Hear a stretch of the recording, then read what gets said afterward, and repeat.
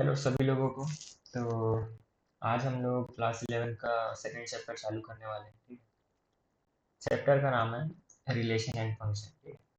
तो क्या रहता है कि अभी तक हम लोग मैथ्स में पढ़ते आए हैं कि ये नंबर, इतने सारे नंबर का एक सेट बना दो, इतने सारे नंबर का दूसरा सेट बना दो, है ना। हम लोग तो सेट ही बनाते हैं। पर 3-4 सेट बना दिए तो उन सब सेट के बीच में रिश्ता क्या है ना, हम लोग को बताना पड़ेगा कि एक दूसरे से कैसे जुड़े हुए हैं। अब अगर हम लोग को पता ही नहीं है कि ये नंबर दूसरे नंबर या तो ये सेट दूसरे सेट से कैसे रिलेटेड है, तो उन दोनों के बीच हम लोग ऑपरेशन कुछ परफॉर्म कर ही नहीं पाएंगे। तो इसी सब के लिए जो पुराने मैथमेटिशियन लोग थे, तो उन लोग कुछ रिलेशन के नाम से कॉन्सेप्ट निकाले। तो उसी को हम लोग अभी पढ़ना है। ठीक है। तो इसका थ्योरी हो गया। तो इसके बाद हम लोग पहले कॉन्सेप्ट पे आते हैं जो कि है कार्टेशियन प्रोडक्ट। ठीक है। तो पहला रिलेशन क्या रहेगा, दो सेट के बीच में हम लोग कार्टेशियन प्रोडक्ट करेंगे। तो कैसे करते हैं कार्टेशियन प्रोडक्ट, हम लोग उसको सीधा एग्जांपल से ही देखते हैं। ठीक है। तो कलर चेंज कर लेता हूँ। ठीक है।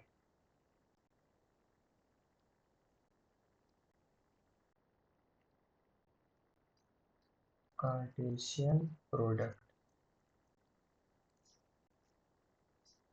इसका जो सिंबल रहता है वो रहता है क्रॉस का। ठीक है। तो मान लो कि कोई एक सेट है ए और एक सेट है बी, तो उन दोनों का कार्टेशियन प्रोडक्ट करना रहेगा। तो हम लोग ए क्रॉस बी करके लिखेंगे। ठीक है। तो अब करते हैं कैसे प्रोडक्ट, हम लोग नंबर लेके देखते हैं। ए में मान लो है 1,2। ठीक है। और बी में मान लो है 3,4। ठीक है। तो कार्टेशियन प्रोडक्ट कैसे होगा, हम लोग ए के हर एलिमेंट को बी के हर एलिमेंट से एक एक बार मल्टीप्लाई करेंगे। ठीक है। तो पहले 1 3 के साथ लिखेंगे, फिर 1 को 4 के साथ लिखेंगे, फिर 2 को 3 के साथ लिखेंगे और 2 को 4 के साथ लिखेंगे। ठीक है। तो कैसे हो गया, पहले जो ए क्रॉस बी अपना आएगा वो क्या आ जाएगा, पहला होगा 1,3, फिर दूसरा एलिमेंट होगा 1,4, फिर तीसरा होगा 2,3, फिर चौथा होगा 2,4। ठीक है। ऐसे हो गया अपना। तो ये रहता है कार्टेशियन प्रोडक्ट। ठीक है। अब इसमें बात ऐसी है कि अगर हम लोग ऑर्डर बदल दें, पहले मतलब 2 को 3 के साथ लिख दिया यहाँ पर 2,3, फिर 1,4, फिर 1,3, फिर आएगा 2,4। तो भले ही ऑर्डर बदल गया पर अभी भी हमारा ए क्रॉस बी, मतलब इसको क्रॉस बोलते हैं, ए क्रॉस बी तो वैसे का वैसे ही रहेगा। ठीक है। इसके मतलब रहता है अगर जो हम लोग को अंदर एलिमेंट मिल रहा है उसका ऑर्डर बदल जा रहा है बाहर का बस, तो उससे फर्क नहीं पड़ता, अभी वैल्यू सेम ही रहेगी। ठीक है। तो हम लोग कार्टेशियन प्रोडक्ट ऐसे करते हैं। तो कार्टेशियन प्रोडक्ट कैसे करते हैं समझ आ गई। अब ये आगे का देखते हैं फिर। तो डेफिनेशन एग्जाम्पल, हाँ। तब क्या रहता है कि जो कार्टेशियन प्रोडक्ट की है तो उससे हम लोग कुछ रिमार्क्स निकाले। ठीक है। कुछ कंक्लूजन निकाले। हम लोग क्या निकाले कि पहला ये होगा कि दो कार्टेशियन प्रोडक्ट तभी इक्वल होगा जब पहला और दूसरा एलिमेंट सबका सेम हो। मतलब कैसे होगा, मान लो कि ए क्रॉस बी मेरा निकला, जो निकला वो ये। ठीक है। और मान लो कि मैं बी क्रॉस ए निकाला। ठीक है। तो बी क्रॉस ए निकालूंगा तो क्या आएगा, 3,1 हो जाएगा ना। पहले 3 आएगा, फिर 1 आएगा, फिर 3,2 हो जाएगा, फिर 4,1 हो जाएगा, फिर 4,2।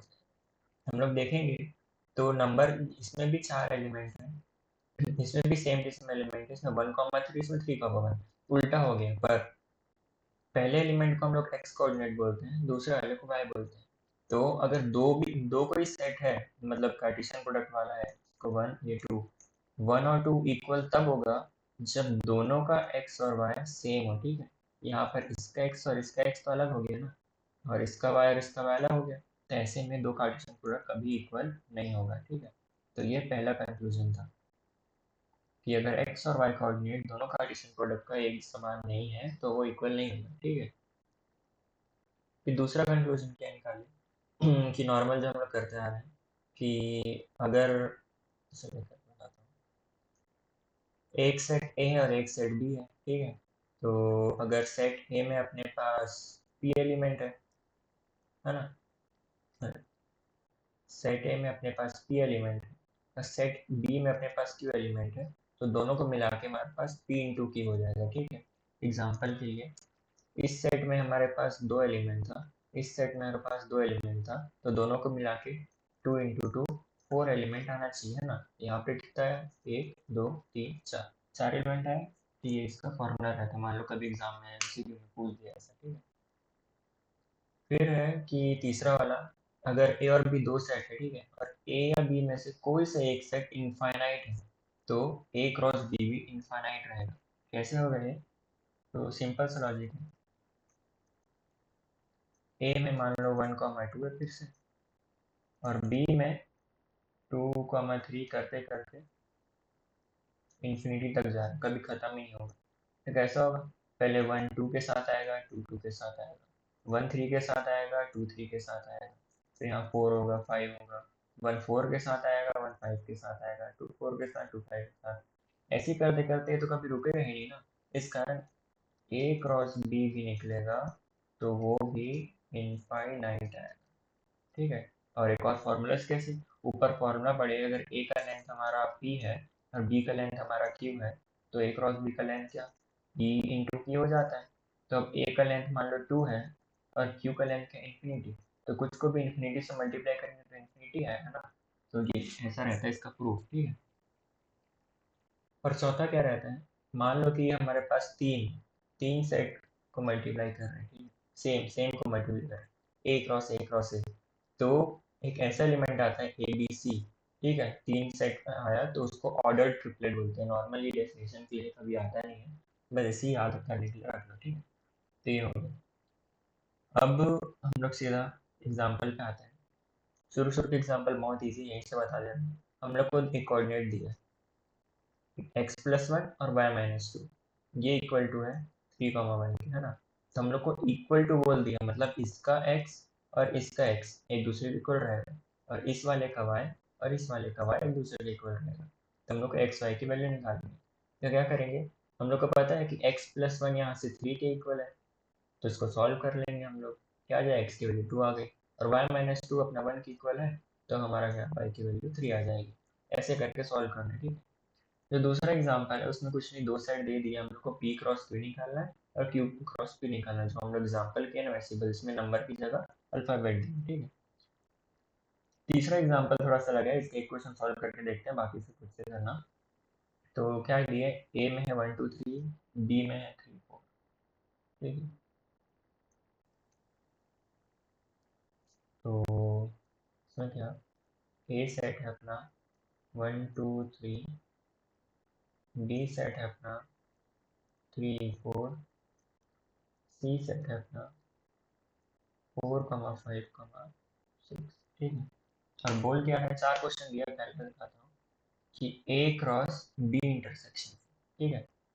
तो हम लोग को निकालना क्या है, ए क्रॉस बी इंटरसेक्शन सी, ठीक है। तो अभी इसको ऐसे रहने देते हैं, बी इंटरसेक्शन सी निकालते हैं। तो बी था अपना 3 और 4, सी था अपना 4 और 5 और 6, तो इंटरसेक्शन मतलब क्या, दोनों में जो कॉमन है ना, तो कॉमन क्या है 4, तो बी इंटरसेक्शन सी की वैल्यू क्या आ गई 4। तब ए की value 1 2 3 cross B intersection C की वैल्यू क्या है 4। तो अब क्रॉस प्रोडक्ट में, कार्टेशियन प्रोडक्ट में क्या करेंगे, 1 को पहले 4 के साथ करेंगे, 2 को भी 4 के साथ करेंगे, 3 को भी 4 के साथ करेंगे, और कुछ तो है नहीं तो करेंगे नहीं। तो क्या आ जाएगा, 1 4 आएगा, कॉमा 2 4 आएगा, कॉमा 3 4 आएगा। तो ये हमारा आंसर हो जाएगा, ठीक है। ऐसे ही करके करना है। दूसरे एग्जाम्पल बाकी सब क्या करना है, पहले हम लोग ए क्रॉस बी निकाल लेंगे, फिर इसमें ए क्रॉस सी निकाल लेंगे, फिर इंटरसेक्शन ये तो दोनों का इंटरसेक्शन दोनों में कॉमन है, फिर बाद में ढूंढ लेंगे। तो ऐसे ही शुरू में सब बेसिक बेसिक एग्जाम्पल है, ठीक है। अब इसमें कुछ नहीं, एक ही सेट को 3 बार करना है। कैसे करना है कि P12 दिया हुआ है ना, मान लो यहाँ पर ऐसे P अपना क्या दिया है 1,2, तो हम लोग को P क्रॉस P निकालना है ना। तो क्या करेंगे, 1,2 को पहले क्रॉस प्रोडक्ट करेंगे 1,2 के साथ, एक और बार करेंगे 1,2 के साथ। अभी इन दोनों को देखते हैं बस। तो 1 का पहले 1 के साथ होगा, फिर 1 का 2 के साथ होगा, फिर 2 का 1 के साथ होगा, उसके बाद 2 का 2 के साथ होगा। अब इन सब का क्रॉस प्रोडक्ट होगा 1,2 के साथ। पहले 1,1 का 1 के साथ होगा, 1,1,1, फिर 1,1 का 2 के साथ होगा, 1,1,2। ऐसे ही कर इसका ये दोनों के साथ होगा, फिर इसका ये दोनों के साथ होगा, फिर इसका ये दोनों के साथ होगा, फिर इसका ये दोनों के साथ होगा। तो एक से तो ऐसे करते करते कितने एलिमेंट आएंगे, 3 बार हो रहा है। इसका लेंथ है 2, इसका लेंथ है 2, इसका लेंथ है 2, तो 2 × 2 × 2 ये हो जाएगा 8। 8 हो जाएंगे, ठीक है। ऐसा इसका सॉल्व करना है। उसके बाद फिर बेसिकली जो पहले एक्सरसाइज में जितने कॉन्सेप्ट लगेंगे उसको मैं बना दिया हूँ। बाकी एक्सरसाइज में से देखते हैं, अगर कुछ नया टाइप का मिले हम लोग को तो। जैसे इसमें बोल रहा है सीधा से ए में अपना 3 एलिमेंट है और बी की वैल्यू दे दी है, तो कितना एलिमेंट होगा। तो ए में 3 दिया था, बी में दिख रहा काउंट करके 3 है, तो 3 × 3 9 हो जाएगा ना, इसका आंसर 9 हो गया। ये वाले में नॉर्मल क्रॉस प्रोडक्ट निकालना है, कार्टेशियन प्रोडक्ट, मतलब जी क्रॉस एच या एच क्रॉस जी। हाँ कार्टेशियन प्रोडक्ट को छोटे में क्रॉस प्रोडक्ट भी बोलते हैं, ठीक। फिर फोर्थ वाले में ट्रू या फॉल्स बताना है बस। वो भी नॉर्मल सॉल्व करके हो जाएगा। तो और देखते हैं अपन लोग।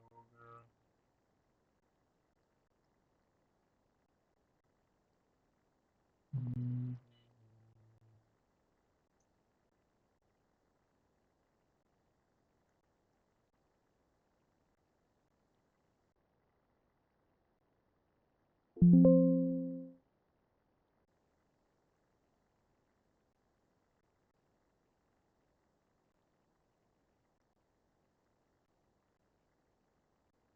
ठीक है, मतलब और तो क्वेश्चन में कोई ऐसा कुछ दिख नहीं रहा डिफिकल्टी वाला, तो अभी के लिए इतने में ही छोड़ देते हैं हम लोग। और बैटरी भी मेरा देखा जाए तो 10% पे आ गई। तो वैसे तो क्वेश्चन सब सॉल्व करने वाले मतलब लाइक ही इजी इजी हैं, तो अभी के लिए पहला इंट्रोडक्टरी सेशन था उसके हिसाब से ठीक है, ठीक है। इसके बाद जो पढ़ेंगे, मतलब जो चैप्टर का नाम था रिलेशन एंड फंक्शन, वो अब से चालू होगा, ठीक है। देख रहे हो अगला इसका नाम ही है रिलेशन। तो इसमें जो और क्वेश्चन अगर मेरे को लगता है कि पहले एक्सरसाइज में से थोड़ा मेरे को बताना पड़ेगा, तो उसको मैं अगले एक्सरसाइज के शुरू में बता दूंगा। उसके बाद फिर हम लोग रिलेशन टॉपिक से चालू कर देंगे, ठीक है। तो अभी के लिए सेकंड चैप्टर का इंट्रोडक्शन यहाँ खत्म करते हैं, फिर हम लोग मिलते हैं अगले वीडियो में, ठीक है। बाय।